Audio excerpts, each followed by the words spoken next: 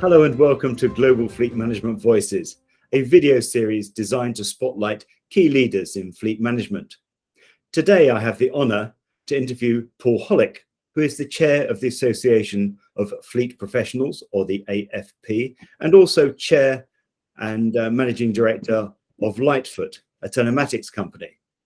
My name is Ralph Morton, and I am the UK and European editor for Global Fleet Management.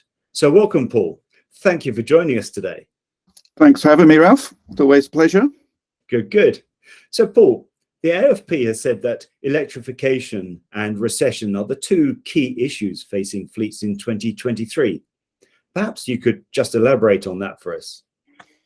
Yeah, for sure. So I think particularly over the last couple of years, I think fleet electrification has probably been the key topic for fleet managers. I think where we're talking about different powertrain vehicles, cars and LCVs and heavy trucks and specialist equipment, how to electrify the fleet based on the carbon objectives by the business themselves that most fleet managers are working for, or because of EU pressures, or just because of doing the right thing, has probably been, and for a number of years, the number one topic for all fleets.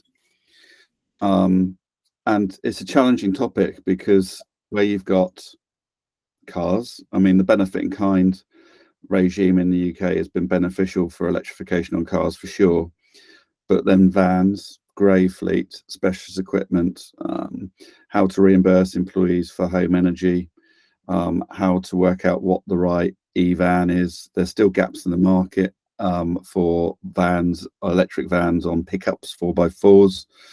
There's new entrants all the time. There's been availability issues. There's been charging issues and how to make sure the vehicle is being charged effectively and right for the business. For vans, it's a work tool as well. So how to make sure that you're maximising the time on a road rather than the downtime of a van and a heavy goods vehicle as well, have been probably the key issues for most fleets. I was speaking to some members this week that we've had on a webinar for the AFP around the trouble with vans, and the key issues that came out for that on electrification is really charging infrastructure and the quality of charging, whether it's at home, whether it's on the EV highway, or it's in the depot. It's probably the number one challenge. And I think for fleet managers, we're just not used to having to worry about charging things up. There's been filling stations for so many centuries now that this challenge has been a real headache. And for the first time ever, effectively, there is the equivalent of a petrol pump outside in an employee's home as well to think about, and how to use effectively the home charging infrastructure to charge vehicles up as well. So it's been a real headache for fleets for a number of years. And we've run a conference last year and the whole day was on fleet electrification. So it's still a big issue and something the business want to do. But I think what's happened, particularly over the last 4 or 5 months, is now that number one priority is starting to be joint number one with recession.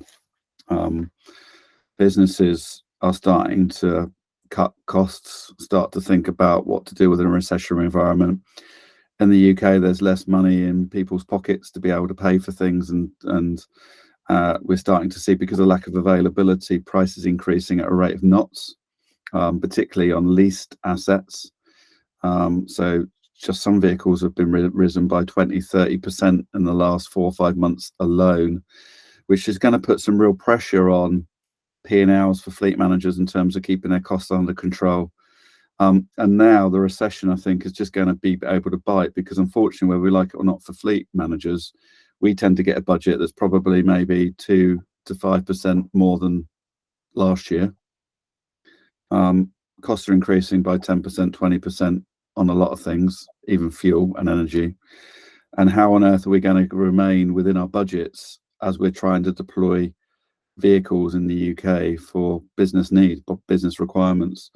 So I think now for us as fleet managers, we need to now think about recessionary environment, about how to think about reducing costs, trimming costs, better asset utilization, better use of technology and new technologies that are coming into the market to be able to reduce costs of operating our fleets as well. And I think generally it's going to be a real challenge for fleet managers this year in terms of adding value to their organisation. They're really going to be asked to rinse as many pounds out of their budget as they can and start to control costs as best they can, while still having that balance of still needing to produce and provide an excellent fleet, operational fleet, and for a lot of cars, obviously a perk benefit on cars as well, to make sure that executives, white collar employees can still get the vehicle that they expect, which is going to be a real challenge, I think. Sure, we might touch on that in a minute. Are the pressures the same, do you think, on fleets that are still retaining their ICE vehicles as they are on electrified fleets? Totally. I think the pressure on fuel increasing at a rate of knots as well as electric is fundamental. I think a lot of businesses that fleet managers that I've been speaking to are looking to put in technologies that can reduce the running costs of vehicles, particularly the reduction in fuel, because if they can reduce fuel, they can reduce carbon. The pressures are there. Interestingly, we're starting to see in the UK that the availability on diesel vans is probably worse than it is on electric vans, which for me is starting to maybe show that we're not seeing too many people convert as quickly as we'd like to electric vans and still sticking with diesels because they're worried about charging infrastructure, quality and quantity in the UK, and operational needs. So we still got this balance of, fleet electrification is still really important, but actually we've still got a day job on the ICE fleet and how to reduce costs on that. We've still got some members, unfortunately, that still believe that they're never going to put electric vehicles on fleet, and they'll wait until 2030 when the bans kick in and we can't actually get new, and then they'll even potentially move to used, which is dangerous. But and we've still got some fleets that are going to electrify their entire fleet in 2026 and just wait for a while as well. So the pressures on costs are going to be really acute this year on everything. And actually, I'm worried, if I'm honest, that might slow down fleet electrification if costs become primary, because whole life costs, particularly with the cost of electric now, are at that tipping point about whether to do it or not. So it might actually be cheaper in some instances from a whole life cost perspective to stick with diesels, which is a shame. Certainly, that's an interesting conundrum for fleet managers. Clearly, one of the issues throughout 2022 was the availability of vehicles, and I think you've really touched on this, Paul. Do you see vehicle availability impacting 2023 in quite the same way? Yeah, I do. I think we're all expecting 2023 to still be a hard year in terms of vehicle availability. I think the market has moved. In pre-COVID, I think a lot of fleets, either in the UK or internationally, were probably having a single solus mark policy or a dual or a tri-mark policy in terms of what manufacturers they are dealing with. Now every single fleet is dealing with everybody they can get their hands on to try and get vehicles. Discounts don't kind of exist still as they used to. So that's put pressure on lease costs going up, obviously, because if you don't get your 15, 20, 25% discounts, that's straight onto the lease. So, we've got new players in the marketplace. And I think that the fashionable brands in 2019 that most people would move to now aren't so fashionable. And you're seeing new fleet managers selecting brands like MG, Kia, Hyundai, Mitsubishi on a regular basis, because particularly MG on the EV side, because of product availability, and you can't just rely on one manufacturer to sort your availability issues out. And even now Tesla as well, there's ups and downs with availability almost on a monthly basis. So you never really know who's got stock, who hasn't got stock, and it's almost like everybody trying to work out what checkout to get into to get through and check out the quickest, just try and get their stock. So we're just in this mad world, and it's going to continue whether we like it or not. Yeah, until we probably get to this time next year and it starts to ease back a little bit more, because everybody's got their manufacturing capabilities back post-COVID back to what they were pre-COVID. Right. Okay, Paul. Well, thank you for that.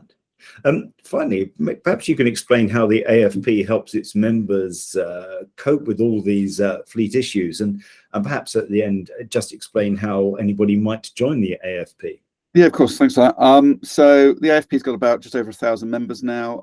We are a UK fleet manager body, but also for any fleet professionals. So we do have a lot of memberships from lease cos, accident management companies, the rental sector, the emerging EV sector now as well, of course. So effectively, we do lobbying, networking, and training for the fleet industry. We work quite closely with the BVRLA, with the SMMT, to make sure that we align on key topics and issues. Lobbying wise, we've done a lot of lobbying on key topics for our members, primarily this year around reimbursement rates for electric vehicles, the AER, charge point quality and quantity, curbside charging quantity in particular. We've done a lot on BIK, benefit in kind lobbying, to make sure that we can still see those low BIK rates on EVs continuing, which we have been successful for now, to see them extending to 2028, which is a great result. And I'm really pleased the government have done that. But the key differentiator, I think, that we really, beyond the lobbying that we try and do, is networking. Being fleet managers is quite a difficult, sometimes lonely role, and to link everybody together is really important. And training, not just for training for current fleet managers, but also those new to the industry, and giving them some professional qualifications to be able to use that wherever they are, wherever they go, that it becomes a de facto mark of a good quality fleet manager to go through our training sessions and get our training qualifications. So we do CPD as well, so continual professional development as well, on things like EV courses, EV course on cars for a day, EV course on vans, conferences, lunches, all that type of stuff as well. So we're really, really active in the marketplace to try and make sure we bring fleet professionals together. Sure. And how does one go about joining the AFP?